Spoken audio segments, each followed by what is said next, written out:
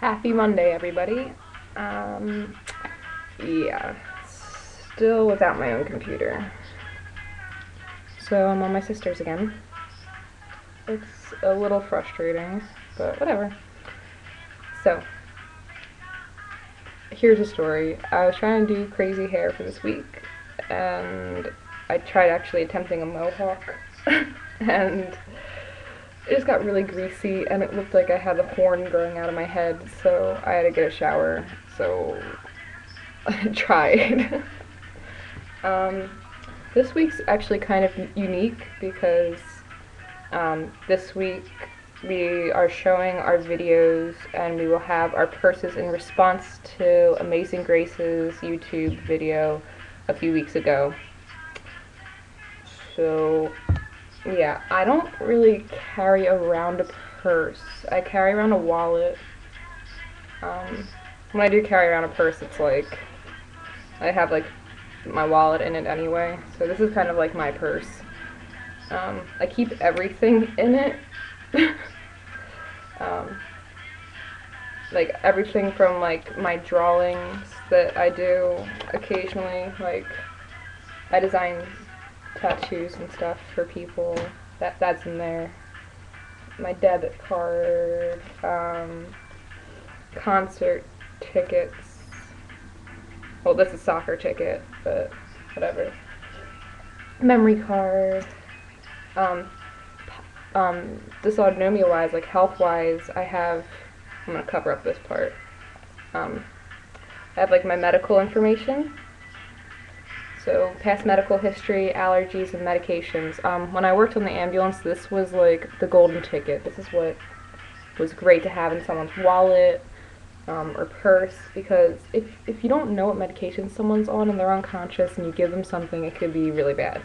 So especially for people like us who pass out and go unconscious, it's good to always have your information. Like on the other side, it has like my name, and, like my address and a photo ID. And up at the top, it has my name, my address, social security number, because you need that stuff for hospital administration stuff. And also, it's good to put a contact name down. So, like, if you get hurt, you know, someone wants to know where you. Oh, please tell me this is still recording. Yeah, it's still recording. Okay, sorry, this computer's really confusing. It's good to call someone that you know.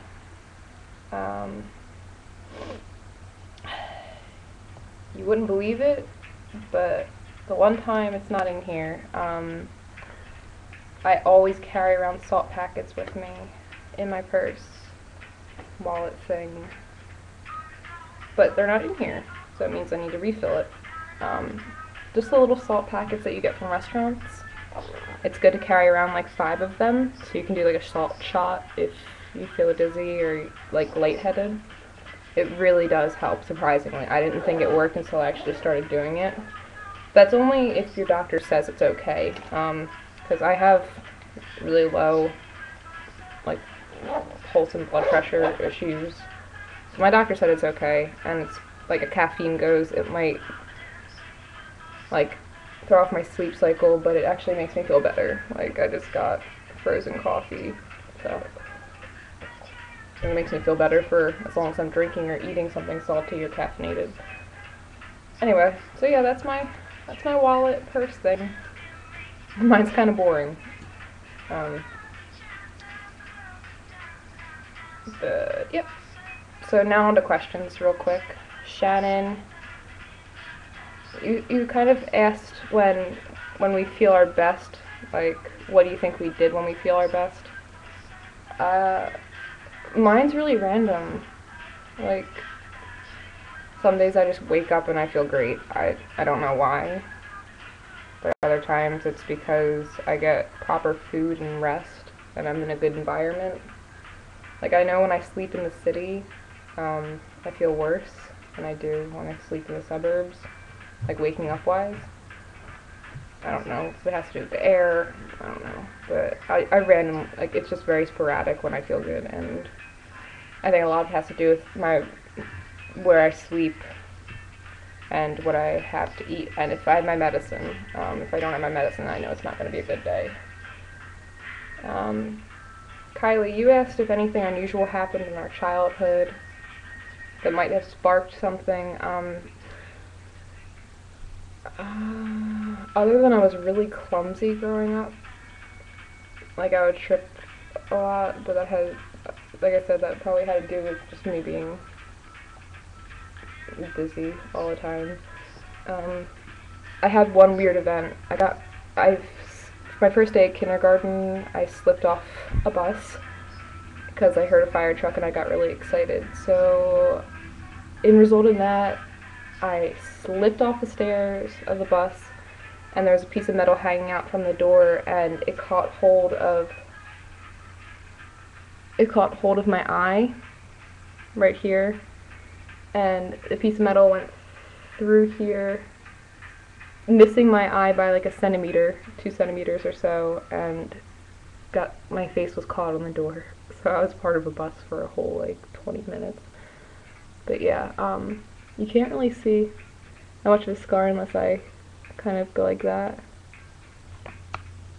But my other eye kind of does that too, so it was more internal stuff than a physical scar.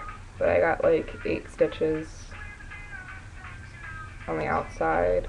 I forget how many on the inside, so I don't know. That was pretty much the only unusual thing, but I didn't hit my head.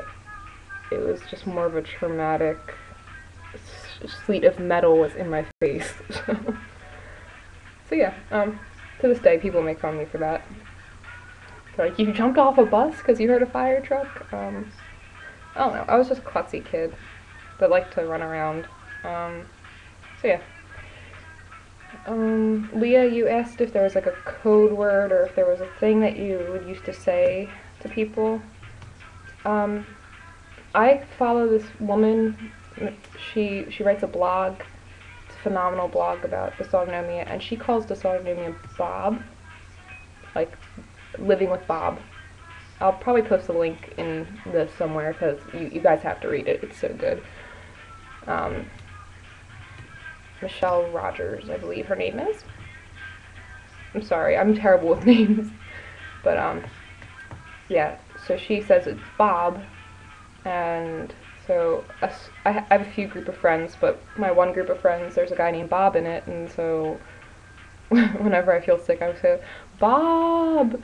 Bob! And he knows I don't feel good, so I kind of just make humor out of it. When people, like, know that I'm, like, zoning out, they kind of, and they know I'm not joking around as much, they know something's wrong.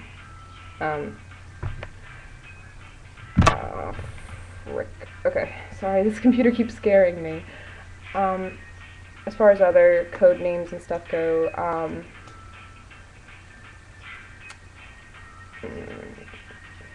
I kind of just give, like, a look, like, or I kind of, like, I'll play with my ear, or I'll kind of just, like, I kind of just give, like, the nod, like, okay, let's leave.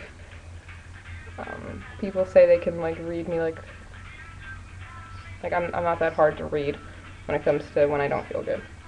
Gwen, you asked about storms. I love thunderstorms. They don't really do anything to me, though. I remember you texting me when that happened, and I thought maybe, because, like, it was such, like, a loud noise, you got, like, spooked so bad it made you into another heart rhythm. I don't know. I used to be terrified of thunderstorms. Like, I had to sleep in my mom and dad's bed. It was really bad. But yeah, I love them now. They're great, I think. I think they're fun.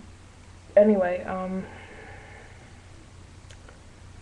that's pretty much it for this week for me.